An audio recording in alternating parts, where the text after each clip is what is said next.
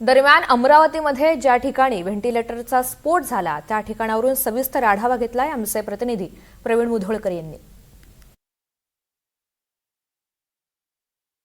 जिल्हा सामान्य रुग्णालयाच्या NICU म्हणजे न्यू बॉर्न इंटेन्सिव्ह केअर युनिटमध्ये मी आत्ता आहे आणि याच ठिकाणी व्हेंटिलेटरचा स्फोट झाल्यामुळे आग लागली आणि या आगीमध्ये तीन जे नवजात बालक आहे त्यांचा जळून मृत्यू झाला।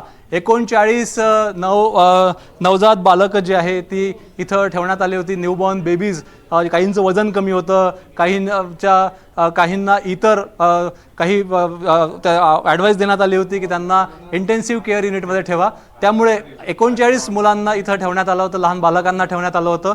पण या शिशूंपैकी 3 जे शिशू आहेत त्यांचा मृत्यू जळून झालेला आहे। 39 पैकी 5 ते 6 जे लहान बालक आहेत त्यांच्यावरती आता काहींना बर्न इंजुरीज झालेल्या आहे।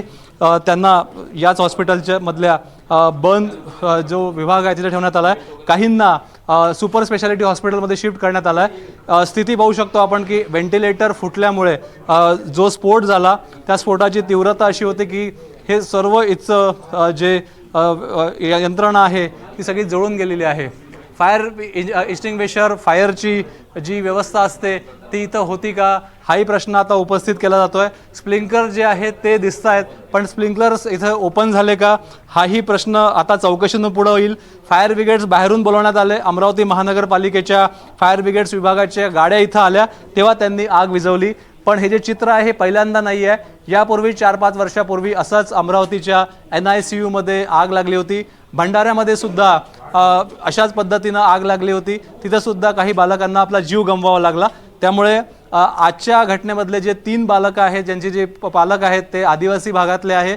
मेळघाट असेल किंवा अमरावतीच्या आसपास गोरगरीब जे जनता आहे त्यांना सरकारी हॉस्पिटलशिवाय पर्याय नसतो। पण ज्या बाळांनी 1-2 दिवस जग नव्हतं पाहिलं त्या बाळांना अशा पद्धतीने त्यांचा अंत 3 बाळांचा झालेला आहे। त्यामुळे संपूर्ण प्रकरणात चौकशी व्हावी असं या बालकांच्या पालकांनी आणि इतर नागरिक जे या परिसरात उपस्थित आहेत त्यांची मागणी आहे। व्हिडिओ जर्नलिस्ट विनय शुक्लासह प्रवीण मुधोळकर, NDTV मराठी, नागपूर।